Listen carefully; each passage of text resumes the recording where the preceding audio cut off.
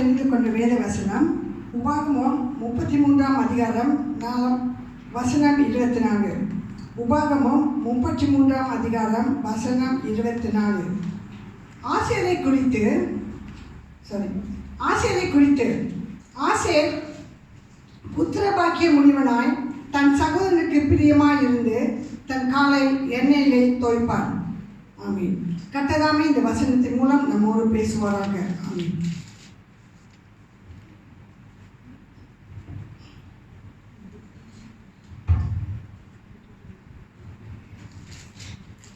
Today's scripture reading is taken from Deuteronomy chapter 33 verse 24. And of Asher he said, Asher is most blessed of sons, let him be favored by his brothers, and let him dip his foot in oil. May the good Lord add his blessings upon the reading and meditation of his word today. Amen. கர்த்தருடைய பெரிதான நாமத்துக்கு ஸ்தோத்திரம் உண்டாதாக. மறுபடியும் இந்த ஜீவனுள்ள வார்த்தை என் மத்தியிலே கொண்டு வரும்படி தேவன் கொடுத்த மகாபலி கிருபைக்காக கர்த்தரை ஸ்தோத்திரிக்கிறேன். நிச்சயமாக தேவன் இந்த நாள் உங்களுக்கு வைத்திருக்கிற இந்த ஆசீர்வாதத்தை நாம் குடும்பமாக எடுத்து செல்ல கர்த்தர் கிருபை செய்வாராக. வாசித்த வசனத்தை மறுபடியும் பார்ப்போம். அந்த வசனத்தை நீங்கள் பார்த்தீங்கன்னா ஆசையை சொல்லக்கூடிய ஒரு காரியம், அவனோட காலை எண்ணெயிலே தோய்ப்பான். காலை எண்ணெயிலே தோய்ப்பான் அப்படின்ற ஒரு வார்த்தைக்கு அர்த்தம் அவன் வாழ்க்கை ப்ராஸ்பரிட்டியாக மாறும், அவன் செழிப்பாய் வாழ்க்கையில் இருப்பான் அப்படின்ற ஒரு காரியத்தை ஆவியானவர் பேசுகிறார். நம்ம நேரத்தில் கூட கண்களை மூடி ஜெபம் செய்வோம். நிச்சயமாக தேவன் நம்மளோடு கூட பேசணும். அப்பா ஸ்தோத்திரிக்கிறோம். எல்லா மகிமைக்கும் கனத்துக்கும் உரியவர் நீர் ஒருவரே. இந்த தருணான நேரத்தில் கூட தகப்பனே இந்த சத்திய வசனத்தின் மூலமாக எங்களோடு கூட பேசும். நீர் பேசாவிட்டால் நாங்கள் ஒன்று இல்லை ராஜா. உடைய கல்வியாய் உடைய வாயாய் நின்று கர்த்தாவை பேச எங்களுக்கு கிருபை செய்யும். தகப்பனை கேட்கும் ஒவ்வொரு வாழ்க்கையிலும் இந்த நாள் ஆசீர்வாதம் தங்கட்டும். எல்லா தடைகள் உடைக்கப்பட்டவர்களாய் இந்த நாள் ஆசீர்வாதத்தை குடும்பமாக எடுத்து செல்ல ஒவ்வொருக்கும் நீர் கிருபை செய்யும். சகல துதிகன மகிமை மக்கையை எடுக்கிறோம். இயேசுவின் உடம்பை வேண்டி நிற்கிறோம். எங்கள் ஜீவனில் வாழும் நல்ல பிதாவே ஆமென். கர்த்தர் நமக்கு ஸ்தோத்திரம். ஸோ இந்த வசனத்தில் கர்த்தர் சொல்லக்கூடிய ஒரு காரியம், காலை எண்ணெயினால் தோய்ப்பான். ஸோ இது கொஞ்சம் செழிப்புக்கு சொன்னேன். இன்னொரு வசனமும் வாசிப்போம். அதுக்கப்புறம் நான் மொத்தமாக சொல்கிறேன் என்ன ஏன் செழிப்புன்ற கர்த்தர் காரியங்களை சொல்கிறாருன்னு. யோபு 29:6 வாசிப்போம். Job chapter 26 verse 6. என் பாதங்களை நான் நெய்யினால் கழுவினேன், கண்மலையில் இருந்து எனக்காக எண்ணெய் நதி போல ஓடி வந்தது. அந்த செல்வ நாட்களில் சீர் இப்போது இருந்தால் நலமாக இருக்கும். Job 29:6. ஓகே, இந்த வசனம் நீங்கள் பார்த்தீங்கன்னா பாதத்தை எதிரால கழுவுறான், நெய்யினால கழுவுறான். மீன்ஸ் யோபோட வாழ்க்கையில் அவன் எவ்வளவு செழிப்பாக இருந்தால் அவன் காலை நெய்யினால கழுவ முடியும். ஓகேங்களா? இங்கே எண்ணெயினால கழுவுறான் அப்படின்ற எண்ணெயினால நீங்கள் தோய்ப்பீங்க அப்படின்னு சொல்லியிருக்கு. தோய்க்கணும்னா எண்ணெயில் காலை விட்டு அப்படியே எண்ணெயில் மூழ்கி அந்த ஒரு அபிஷேகத்தை குறித்து அங்கே சொல்லுது. ஓகே, இப்போ நான் ஒரு காரியம் உங்ககிட்ட கேட்குறேன். இந்த செழிப்புன்னு சொல்லும்போது ப்ராஸ்பரிட்டி இருக்கிற ஒரு காரியமாக இருக்கிறதுனால இப்போ யாராவது நம்மளுடைய பிள்ளைங்க ஒரு பேசன் நிறைய குக்கிங் ஆயில் ஊற்றிட்டு காலை வச்சு அதில் துவைச்சா எத்தனை அம்மாமாரு சந்தோஷமாக இருப்பீங்க? இல்லை ஒரு ரோத்தா எடுத்து வெட்டுன்னு வெட்டுவீங்களா? ஏன் அப்படி செய்வீங்க? ஏன் காலை எண்ணெயில் துவைச்சா எண்ணெயில் போட்டு காலை விளையாண்டா ஏன் வந்துட்டு வெட்டுவீங்க அனுப்பீங்க?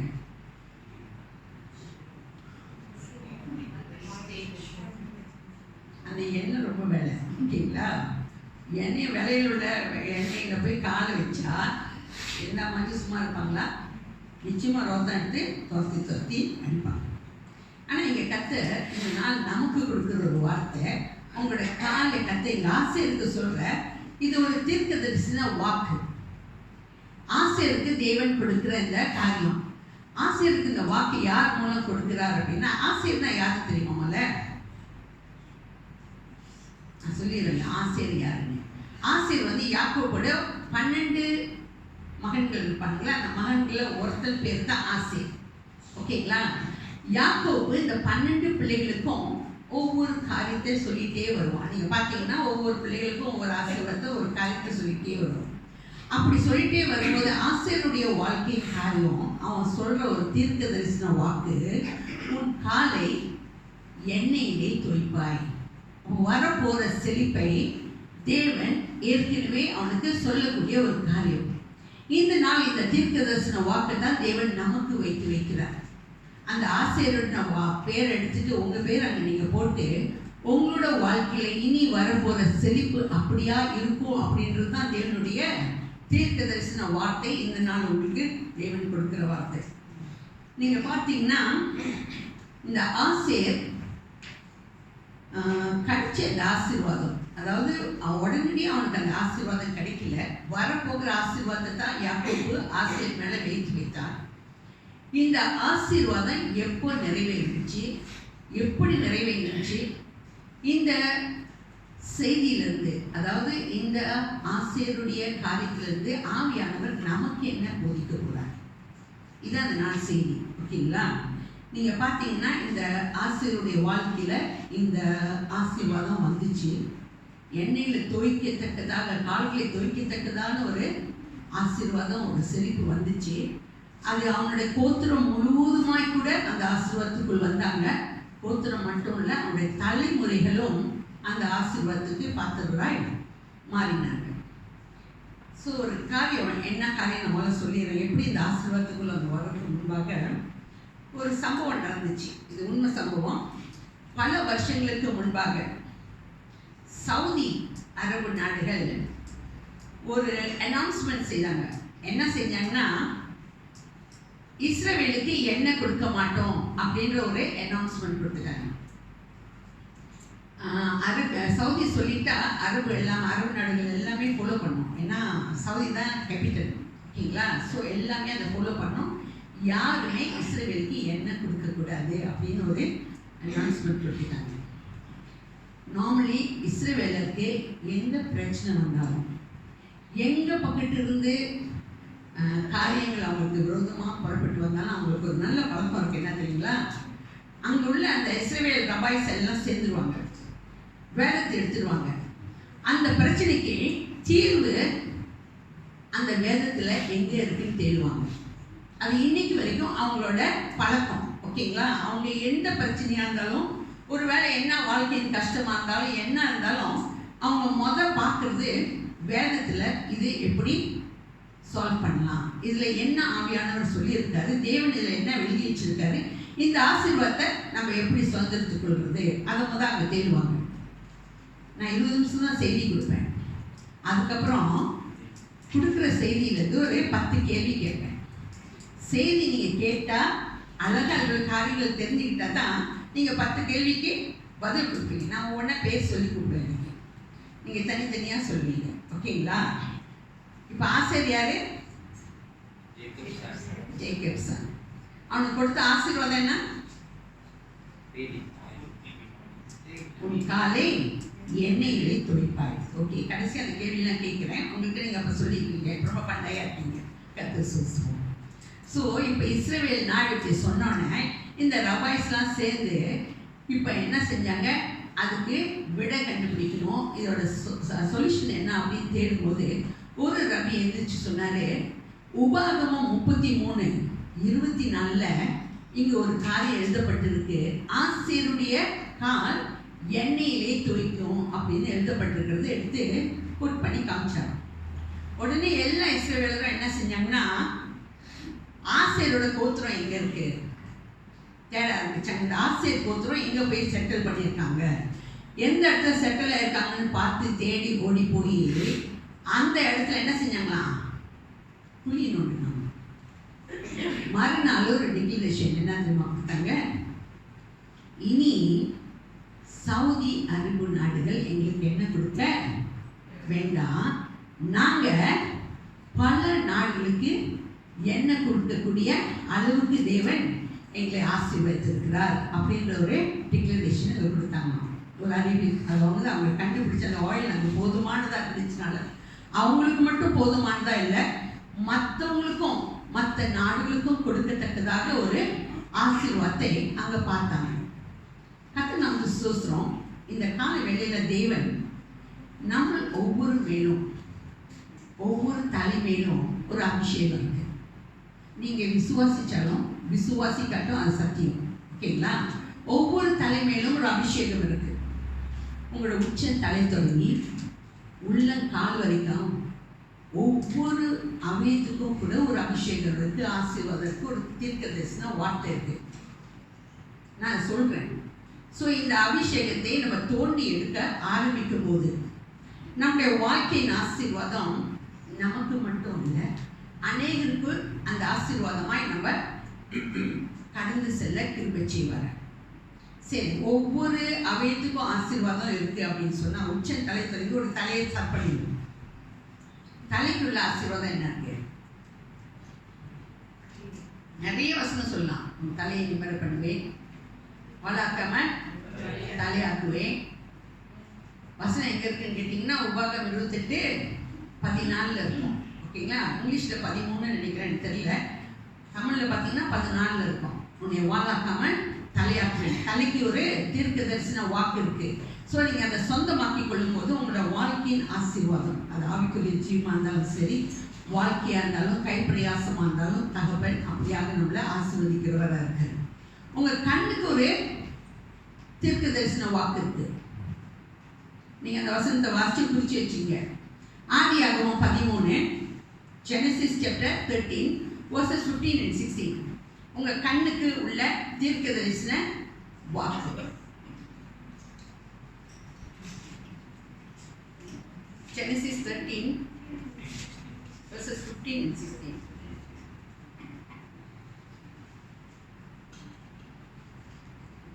நீ பார்க்கின்ற இந்த பூமி முழுவதையும் நான் உனக்கும் உன் சந்ததிக்கும் என்றென்றைக்கும் இருக்கும்படி கொடுத்து உன் சந்ததியை பூமியின் தூளை போல பெருக பண்ணுவேன். ஒருவன் பூமியின் தூளை என்ன கூடுமானால் உன் சந்ததியும் எண்ணப்படும். கர்த்தர் சொல்றார். கர்த்தர் இங்க ஆபிரகாமுக்கு கொடுக்கிற வாக்கு இது.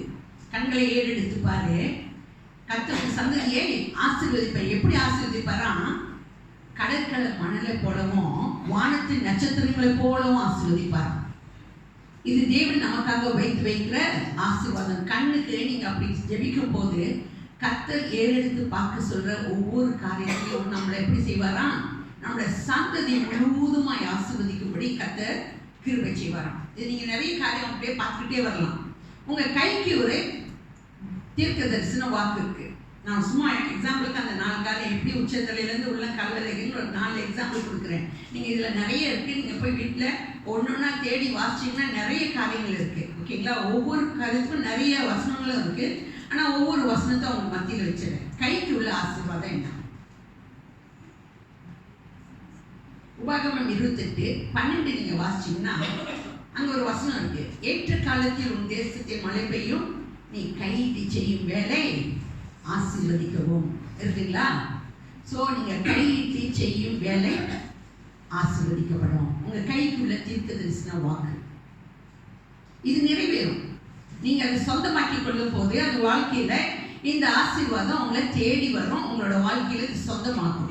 நீங்கள் அநேகருக்கு ஆசீர்வாதமாய் மாறுவீர்கள். ஓகே, உங்கள் கால்களுக்கு ஒரு தீர்க்க தரிசன வாக்கு இருக்கு. யாராச்சும் சொல்ல முடியுமா? ஜோஷுவா 1:3 இருக்கும். நீ கால் மிதிக்கும் தேசம் உனக்கு சொந்தமாகும். நிறைய இருக்கு. காலுக்கு நீங்க போய் தேடி நிறைய நீங்க தான் போய் கூகுள் ரிசர்ச் பண்ண நிறைய கால்களுக்குள்ள ஆசீர்வாதம், கைக்குள்ள ஆசீர்வாதம், உங்களோட தலைமையில் வைக்கப்பட்டிருக்க ஆசீர்வாதம், ஸோ உங்கள் கண்களுக்குள்ள ஆசீர்வாதம் இப்படியே ஒவ்வொரு அவயத்துக்கும், அதாவது உச்ச தலை தொடங்கி உள்ள கால் வரைக்கும் கர்த்தர் உங்க மேல ஒரு அபிஷேகத்தை வைத்து வைக்கிறாரு. தீர்க்க தரிசன வாக்கும் உங்க மேல வைக்கப்பட்டிருக்கு. நீங்க சொந்தமாக்கிக் கொள்ளணும். எப்படி இஸ்ரவேலர் இந்த வாதத்தை தேடி எங்க என்ன இருக்குன்னு தேடி சொந்தமாக்குனாங்களோ, எப்படி அநேகருக்கு ஆசீர்வாதமாய் மாறினாங்களோ, இதை நம்ம தேடி கண்டுபிடிச்சு சொந்தமாக்கி கொள்கிறோம். இப்படி நம்ம தோண்டி எடுத்து அந்த அந்த ஆசீர்வாதத்தை கண்டுபிடிச்சு நம்மளோட வாழ்க்கையின் தலையெழுத்தையே கர்த்தர் மாற்றுவார். நிச்சயமா இதை செய்வார். ஆனா இதை சொந்தமாக்கி கொள்ளணும். நான் மறுபடியும் சொல்றேன், இந்த வார்த்தைக்கு தங்கத்தை விட வைரத்தை விட மதிப்பு ரொம்ப அதிகம். நீங்க அதை விசுவாசிச்சா, அதை ஏற்றுக்கொண்டா, இது இப்படியே நடக்கும்ன்ற சொல்லி காரியங்களை நீங்க அப்படியே விசுவாசிக்கும் போது உங்களோட வாழ்க்கையில அது நடக்கும். ஏன்னா இது ஒரு ஜீவனுள்ள வார்த்தைகள். ஸோ இந்த வார்த்தை நமக்கு நிறைய காரியம் கொண்டு வரும். அதாவது நம்ம நினைச்சு பார்க்கறதுக்கு மேலே, செபிக்கிறதுக்கு மேலான காரியங்களை நம்முடைய வாழ்க்கையில தேவன் செய்து கொடுப்பாரு. நீங்க எஃபிஷியன் 3:20 நீங்க வசனம் வாசிக்க வேண்டாம், நீங்க எடுத்து பார்த்தீங்கன்னா அந்த வசனம் சொல்லுது, அப்படிதான் சொல்லும். நீங்க செபிப்பதுக்கும் நினைப்பதுக்கும் மேலான காரியங்கள் உங்க வாழ்க்கையில செய்வார். அது மட்டும் அவர் செய்ய மாட்டார், உங்க வாழ்க்கையின் சாபத்தை மாற்றி போடுவார். சாபத்தை எப்படி மாற்றுவாரு அப்படின்னு நீங்க வாசிச்சீங்கன்னா, ஒரு வசனம் வாசிக்கலாம். ஒரு ஆள் கழிச்சு வசனம் வாசிக்கணும்னு நான் சொல்லிட்டு போயிட்டே இருக்கேன், நீங்க எழுதி வச்சுங்க.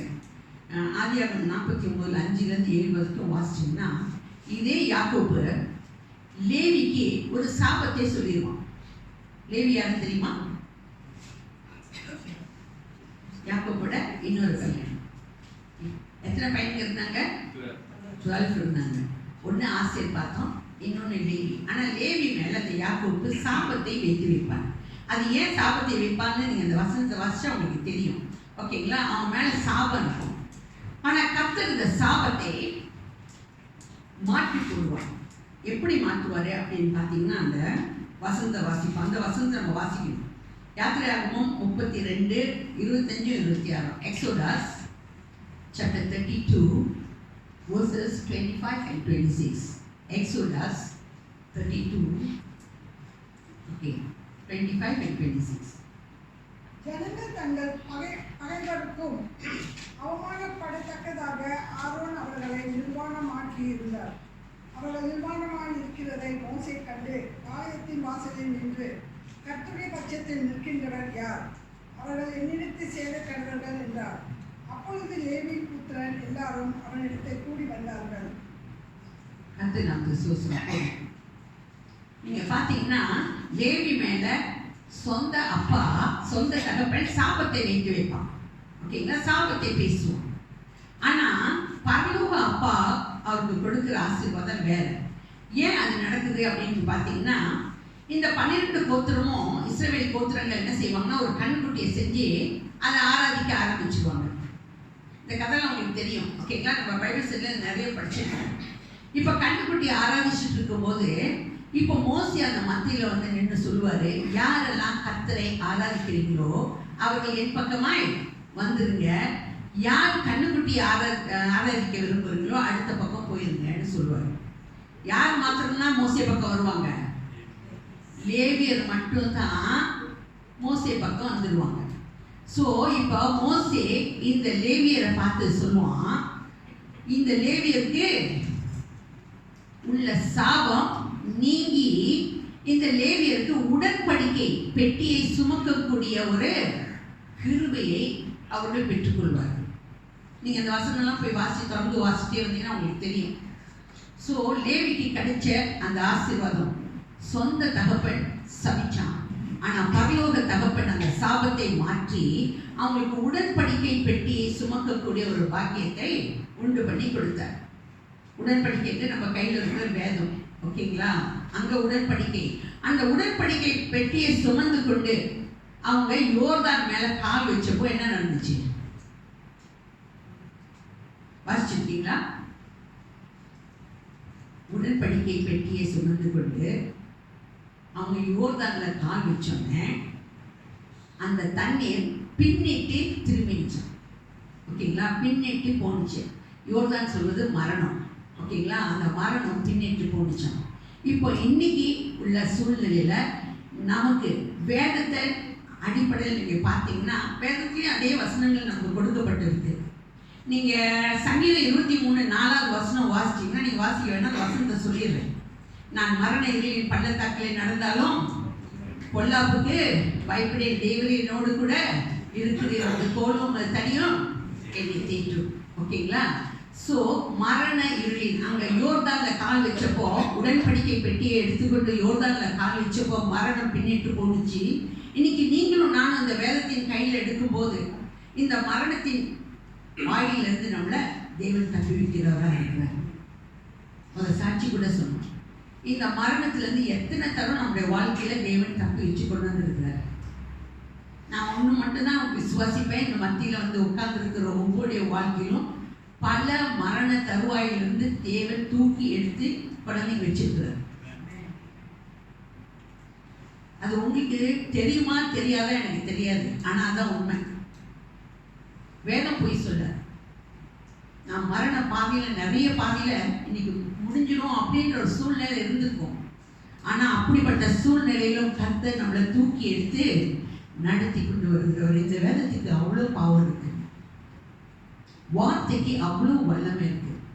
ஒருவேளை நம்ம கடந்து செல்ற பாதை அப்படிதான் இருக்கும், ஆனால் கர்த்தர் சொல்ற வாக்கு என்ன தெரியுங்களா? நான் மரண இருளின் பள்ளத்தாக்கில் நடந்தாலும் பொல்லாப்புக்கு நான் பயப்பட மாட்டேன், ஏன்னா தேவன் என்னோடு கூட இருக்குது.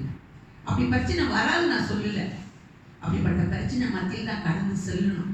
ஆனாலும் கூட கர்த்தர் உங்களை கைவிட மாட்டார். அவரோட கோலும் தனியும் நம்மளை தேற்றி வழிநடத்த போதுமானதாக இருக்கும்.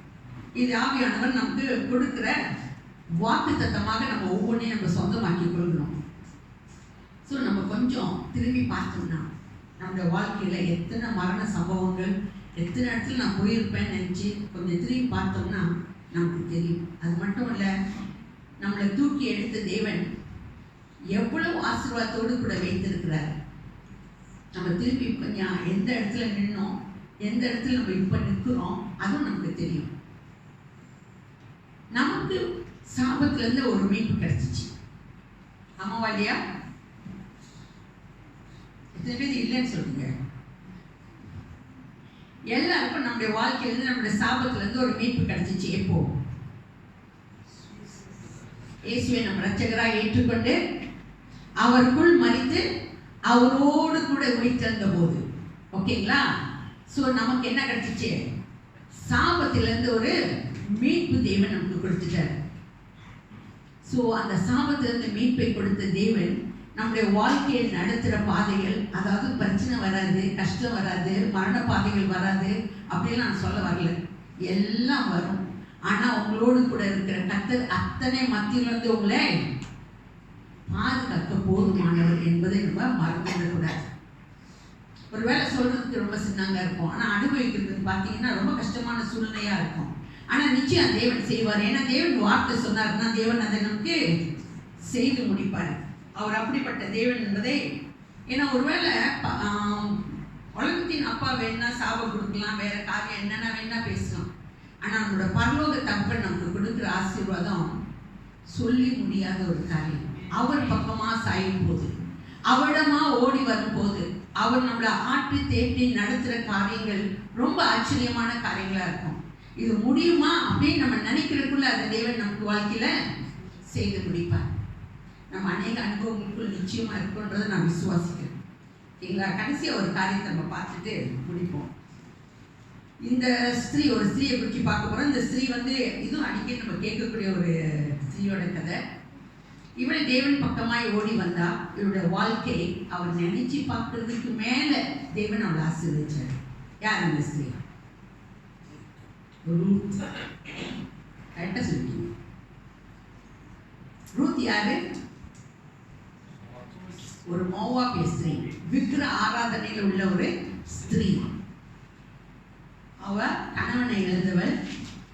தன் மாமியார்கிட்ட ஒரே வார்த்தை சொல்லுவாள், உன் தேவன் என் தேவன், உன் ஜனம் என் ஜனம். ஒரு அறிக்கை செய்துட்டு பின்னாலேயே வருவான். பெத்லஹேம் வந்து சேர்றாங்க. சாப்பிட்றதுக்கு ஒன்றும் கிடையாது. ஏதாவது அந்த அந்த நகமையை விட்டுட்டு போய் ஏதாச்சும் சாப்பிட்றது கிடைக்குமான்னு சொல்லிட்டு வயலில் பொறுக்க போவான். அந்த நாட்களில் வயல் வச்சிருக்கிறவங்க பதர்களை அறுக்கும் போது என்ன செய்வாங்கன்னா, சிந்துற அந்த கதிர்களை எல்லாம் விட்டுருவாங்க. ஏன் விட்டுருவாங்கன்னா, ஏழை எளியோர் அதை பொறுக்கிக் கொள்ளட்டும் அப்படின்னு சொல்லி விட்டுருவாங்க. ஸோ இவ போய் தேடி பார்த்து எந்த வயலில் தனக்கு தயவு கிடைக்கும்னு பார்த்து ஒரு வயலில் போய் பொறுக்குவாள். அது யாருடைய வயலாக இருந்துச்சு? போவாசுடைய வயலாக இருந்துச்சு. அவளுக்கு தெரியாது அது போவாசுடைய வயல். அந்த வயலில் தான் போய் பொறுக்குவாள். ஆனால் அவர் கர்த்தருடைய செட்டையின் கீழ் வந்தபடியினால, இஸ்ரவேலின் தேவனுடைய செட்டையின் கீழ் வந்தபடியினால அவளுக்கு எப்படி கிடைச்சி? மிகுதியான ஆசீர்வாதம். ஓகேங்களா? இப்போ அவளுக்கு கிடைச்ச ஆசீர்வாதத்தை பார்த்தீங்கன்னா, எந்த வயலில் போய் அவள் பொறுக்குனாலும் அந்த வயலுக்கு அவள் சொந்தக்காரன். எந்த வயலின் எஜமானுக்கு அவள் மணவாட்டி. விளங்குதுங்களா? ஸோ நம்ம தேவன் பக்கமாய் வரும்போது, அவரோடு கூட நம்ம சேரும் போது, நம்முடைய வாழ்க்கையில் தேவன் வைத்து வைக்கிற ஆசீர்வாதம் நமக்கு எண்ணி முடியாத ஆசீர்வாதம். நம்ம கேட்டிங்கன்னா வார்த்தையே இல்லை. நிறைய காரியங்கள் நம்ம கடந்து வந்து நிற்கிறோம். ஆனால் இன்னைக்கு தேவன் நம்முடைய வாழ்க்கையில் எது நடந்தாலும் நன்மைக்கு எதுவாக தேவன் செய்கிறார்ன்றத நம்ம இருபத்தி நாளுக்கு நம்ம உணரணும். நீங்கள் ரோமர் 8:28 சொல்கிற வார்த்தை அதுதான்.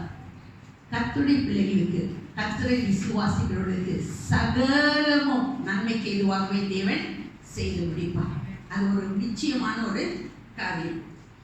ஸோ நம்மளோட வாழ்க்கையில் இந்த நாளில் கூட ஆசேருடைய தீர்க்க தரிசன வாக்கை தேவன் காலை வேளையில் நமக்கு வைத்து வைக்கிறார். அந்த தீர்க்க தரிசன வார்த்தையை நம்ம சொந்தமாக்கிக் கொள்ளும் போது, அது ஒருவேளை ஆசேருக்கு கொடுத்த தீர்க்க தரிசன வார்த்தையாக இருக்கலாம். ஆனால் அது புறப்பட்டு வந்தபோது அது அவர்களுக்கு மட்டும் இல்லை, அவங்களோட கோத்திரத்துக்கு மட்டும் இல்லை, அவங்களோட தலைமுறைக்கே அது ஆசீர்வாதமாய் மாறிடுச்சு. செய்தி புரிஞ்சிச்சா? புரிஞ்சிச்சு. இப்போ கேள்விக்கு போகலாமா? நான் ஏன் கேள்விக்கு போகிறேன்னா, இந்த செய்தி உங்கள் இருதயத்தின் ஆழத்தில் நீங்கள் வைத்து கொண்டு போகும்போது தேவன் கொடுத்த அந்த பொக்கிஷமான வார்த்தைகள் உள்ளத்தில் தங்கும் போது அதே ஆசீர்வாதம் உங்களோட வாழ்க்கையில் தங்கும் என்பதுக்காக தான். ஓகேங்களா? அப்போ நான் கேள்வி கேட்டு நீங்கள் யார் சொல்ல முடியுமா, சொல்ல முடியாது, இதெல்லாம் என்னோட காரியம் இல்லை. ஆனால் அந்த வார்த்தையை நீங்கள் விட்டுறக்கூடாதுன்றதுக்காக தான் இந்த காரியத்தை உங்கள் மத்தியில் கேட்குறேன். ஓகே, ஆசேர் யார்? ஜேக்கபோட மகன். அவன் மேல் வைக்கப்பட்ட தீர்க்க தரிசன வாக்கு என்ன? காலை எண்ணெயிலே தோய்ப்பான். தமிழ் ஒருத்தம் சொல்ல மாட்டீங்க, அப்புறம் நான் என் சிஸ்டர் கூப்பிட்டு கமலா சொல்லுவீங்களா அப்படின்னு கேட்பேன். ஓகே, லேவி யார்? யார் லேவியை சபித்தது?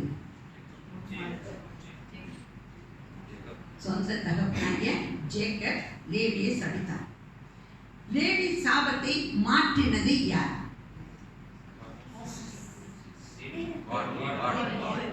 கர்த்தர். மோசே மூலியமா செஞ்சாரு, ஆனா கர்த்தர் அவனுடைய சாபத்தை மாற்றினார். ஓகே, யோர்தான் எப்போ பின்னிட்டு திரும்பினது?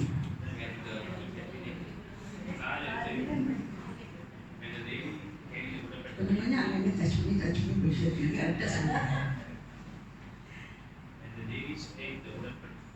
உடன்படிக்கை பெட்டியை கவனன் பெட்டியா கவனன் பாக்ஸா? ஓகே, அதை சுமந்து கொண்டு கால் வைத்த போது அந்த யோர்தான் பின்னிட்டு திரும்பினது. யோர்தான் எதுக்கு ஒப்பா இருக்குது? மரணத்துக்கு ஒப்பா இருக்கு. யோர்தான் வந்து மரணத்துக்கு குறிக்கும். நிறைய காரியம் சொல்லுவாங்க யோர்தானை குறித்து. ஃபர்ஸ்ட் ஒன்று சொன்னால் மரணம்.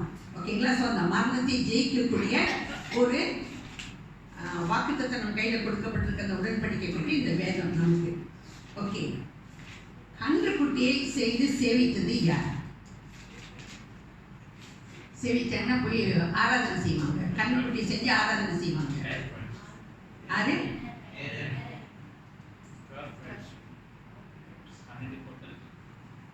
12 கோத்திரமும் இஸ்ரவேல் கோத்திரமே கன்றுக்குட்டியை செஞ்சு ஆராதிச்சிச்சு.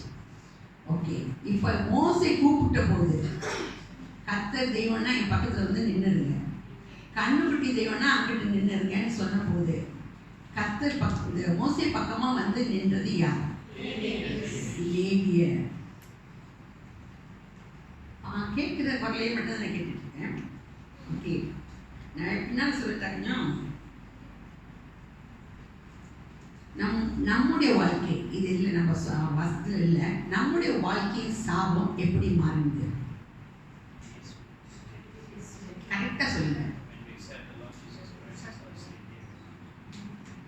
வந்துட்டான்.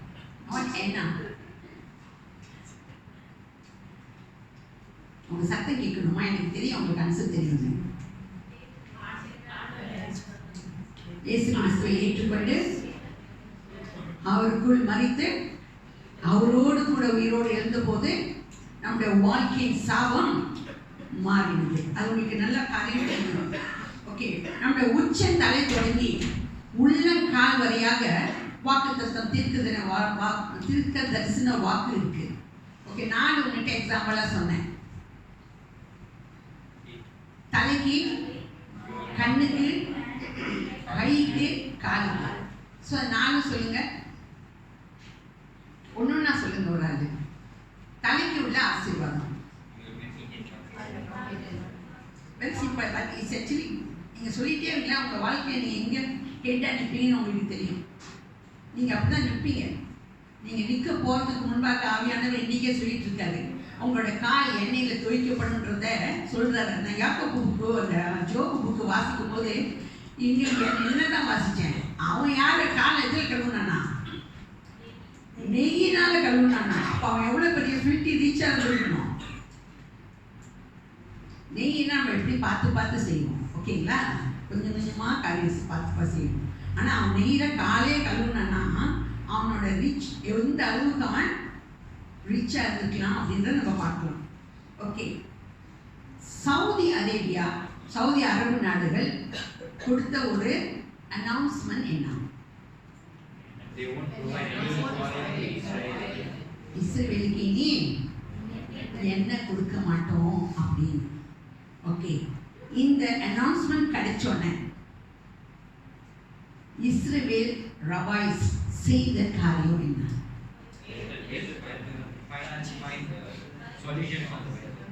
ஓகே, அதனோட சொல்யூஷன் எங்க போய் தேடினாங்க? வேதத்தை தான் போய் தேடினாங்க. நம்முடைய வாழ்க்கைக்கு, நம்முடைய வாழ்க்கையின் பிரச்சனைக்கு இந்த வேதத்துல சொல்யூஷன் கிடைக்குமா கிடைக்காதா? நம்ம என்ன செய்யணும்? கொஞ்சம் தோண்டி எடுக்கணும். ஓகேங்களா? தோண்டி எடுக்கும் போது நிறைய சொல்யூஷன் கிடைக்கும். ஓகே, ரொம்ப பண்டைய சொல்லிட்டீங்க. இதுமே கேள்வி கேட்கணும். உங்களுக்கு செய்தி மனப்பாடம் ஆயிடுச்சுன்னு நினைக்கிறேன். ஓகேங்களா? கத்து நமக்கு சூசனம். இந்த நாளில் கூட ஆவியானவர் நமக்கு சொல்ற ஒரு காரியம், ஆசேருடைய மேலே வைத்த தீர்க்க தரிசன வாக்கு இந்த காலை வேளையில தேவன் நம்முடைய தலைமையில் வைத்து வைக்கிறார். உங்க காலை எண்ணெயிலே துவைக்கப்படுவார். இது வரப்போற காரியம், இன்னைக்கு நடந்துட்டு இருக்க காரியம் அல்ல. உங்களுக்கு வரப்போற காரியத்தை கட்ட தீர்க்க தரிசன வார்த்தையா சொல்லிட்டு இருக்காரு. நீங்க எந்த அளவுக்கு உயர போறீங்கன்ற காரியத்தை தேவன் இன்னைக்கு பேசிட்டு இருக்கிறார். ஒருவேளை கொஞ்சம் பல ஆண்டுகளுக்கு அப்புறம் உங்களோட வாழ்க்கை வேற லெவல்ல இருக்கும். எப்போ தெரியுங்களா? இந்த வார்த்தையை நீங்க தோண்டி தோண்டி எடுத்து அது உள்ளுக்குள்ள ஆசீர்வாதத்தை நீங்க சுதந்திரிக்கும் போது உங்களோட வாழ்க்கையின் லெவல் வேற மாதிரி இருக்கும். நிச்சயமா உங்களோட சாபம் மாறுமா மாறாதா? மாறும். எப்போ? சாபம் எப்போ மாறும்?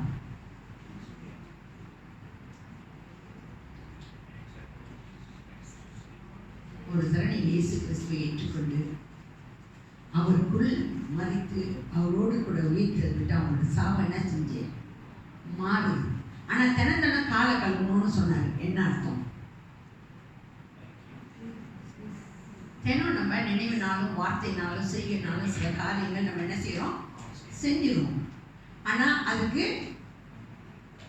ஒரு விமோசனம் இருக்கு. போய் தேவ சமூகத்துல ஓடி வரும்போதெல்லாம் தேவன் நம்மளை என்ன செய்யறாரு? அவருடைய ரத்தத்தினால கழுவி நம்மளை சுத்திகரித்து அவருடைய பிள்ளையா எப்போதுமே அனைத்துக்குள்ள போதுமானவரா இருக்கிறார்.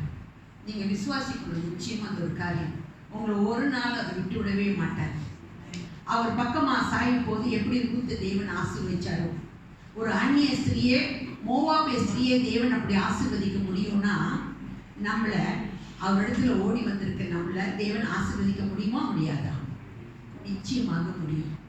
ஒருவேளை இன்னைக்கு உள்ள சூழ்நிலை என்னன்னு எனக்கு தெரியாது. ஆனா இந்த சூழ்நிலை எல்லாமே உங்களுடைய வாழ்க்கையில மாறும். வாக்குத்தத்தத்தை நம்ம சொந்தமாக்கிக் கொள்ளும் போது, இந்த வாக்குத்தத்தத்துக்குள் நம்மளை ஒப்பு கொடுக்கும் போது, இந்த வாக்குத்தத்தத்தின் ஆசீர்வாதம் ஏன்னா அந்த வார்த்தைக்கு அவ்வளோ பவர் இருக்கு. நிச்சயமா நம்ம விசுவாசித்ததை ஏற்றுக்கொள்ளும் போது இந்த வாக்குத்தத்தம் நம்முடைய வாழ்க்கையில வேலை பார்க்கும். நிச்சயமான ஒரு காரியம்.